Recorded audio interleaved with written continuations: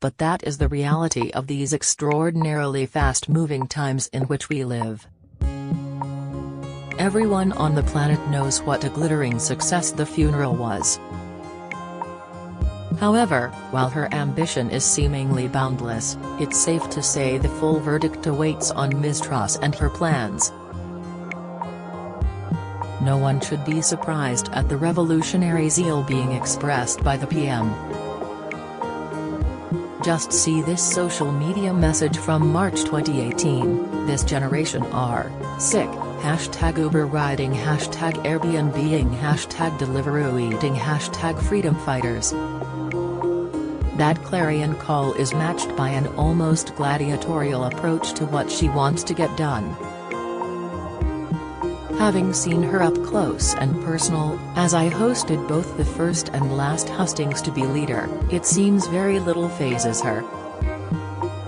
Remind her how, as a liberal Democrat, she called for the abolition of the monarchy, and she blames it on poorly targeted youthful vigor.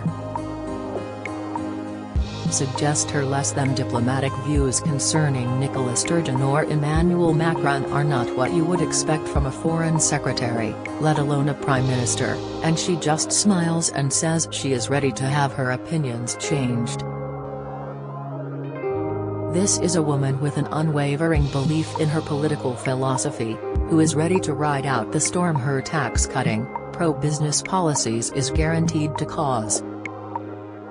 To her credit, she seems far more in tune with conventional conservative thinking and is a genuine and more dedicated believer in free markets than any of her Tory predecessors, namely David Cameron, Theresa May, and Boris Johnson.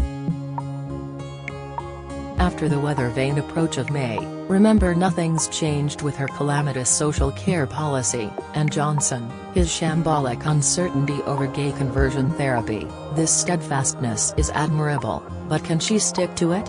She heads a government that wants to scrap the cap on bankers' bonuses and help businesses by reversing plans to hike corporate tax.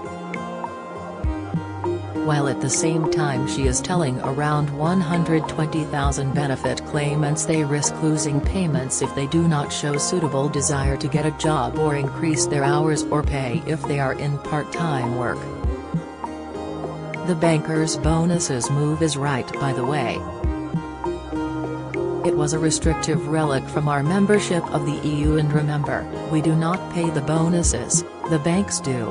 The theory is it will help attract the world's best financial talent to work and pay taxes in the UK, and if it helps turn the city into the Singapore-on-Thames that many hope, the positive impact it would have on the economy would be enormous.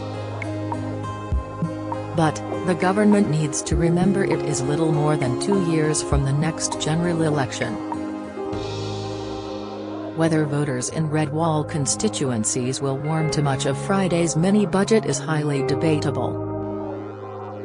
Ms. Truss clearly relishes the comparisons with Margaret Thatcher and even courts them on occasion with her dress sense and photo opportunities. But there is a considerable, and concerning, difference between her and the late Mrs. Thatcher. Think of Mrs. T's inner circle and names such as Sir Alan Walters, David Young and Cecil Parkinson spring to mind. Whether Ms. Truss is surrounded by that level of economic knowledge and street smarts is a moot point. But the die is cast. Everything hinges on her libertarian, free market plans stimulating growth, and that in turn encouraging more investment to the UK, with entrepreneurs starting new businesses or expanding existing ones and paying more in taxation. The superb success of the funeral of the Queen last week will help guarantee the future of the monarchy for decades, if not centuries, to come. If Liz Truss fails with the policies she outlined last week, she'll struggle to get to the end of her term. NHS reforms come up short. The reforms planned for the NHS revealed last week seemed a little short on detail. instructing doctors to end the ludicrous 8 a.m. scramble for appointments and ensure all patients can be seen within 14 days are empty promises if they are not backed up by suitable government initiatives and possible cash. There is a chronic shortage of doctors in the system, and the rate of GPs retiring, in some instances due to fatigue, is increasing. It takes 7 years to train a doctor to be ready for general practice, so we need to start feeding the conveyor belt now. How about scrapping the ludicrously huge amount of money people must pay to train as a doctor as a starter? Lord's tradition hit for 6. Seeing as it is a sport entirely based on tradition, the actions of the Lord's cricket ground hierarchy over the Eton v Harrow and Oxford v Cambridge matches played there is baffling. They have scrapped these traditions, dating back to 1805 and 1827 respectively, in a drive to make the sport more inclusive and to make room for players from more diverse backgrounds. What a load of balls. The season is long enough to accommodate all the matches. Members of Lord's as well as many England stars of the past are furious. They are right. Let us hope these Lord's losers are skittled out sharpish. Powerful images from Queen's funeral will stay with us for a lifetime. When asked what was the most powerful image from all the events of the Queen's funeral, listeners to my LBC Breakfast show voted for the shot of the lone piper. It was undeniably powerful and will stay with us for many a year. But for me it would have been a picture of Prince George. This is the 9-year-old boy who could, if his relatives' genes are anything to go by, be reigning into the next century. While that speaks volumes about the boundless majesty of the entire monarchy, all the picture of young George shows is a respectful but mournful little chap doing his best not to let down his family.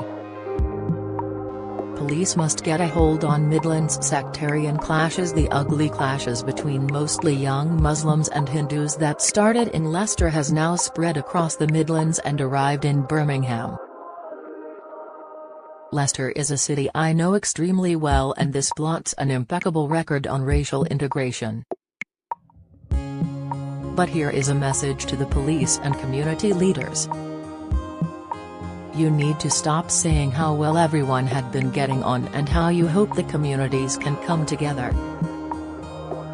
Clearly they cannot, and it falls to you to take action, not trot out meaningless sound bites. End the Holly and Phil witch hunt. The witch hunt against Philip Schofield and Holly Willoughby over their visit to the Queen's lying in state is bewildering. I have worked with these two for more than a decade, and they are genuine people who would never have jumped a queue in the fashion they are accused of. And staying with this theme, when I lost my mum a few years back, their flowers at her funeral carried a poignant personal message. I know we Brits love queuing, but this outrage is utterly misplaced. Let funeral planners run our institutions unmatched in its reverence and brilliance. While the funeral of Elizabeth II was a desperately poignant affair, it was also a triumph of planning and execution. Any chance those behind it could now go on to run the NHS, or our schools, or the Transport Department, or our civil service? Wine of the week. In keeping with the mood of the nation, an English wine this week. The Simpsons Rosé is more than a match for much you will find in Europe, and it is £13.59 at Waitrose.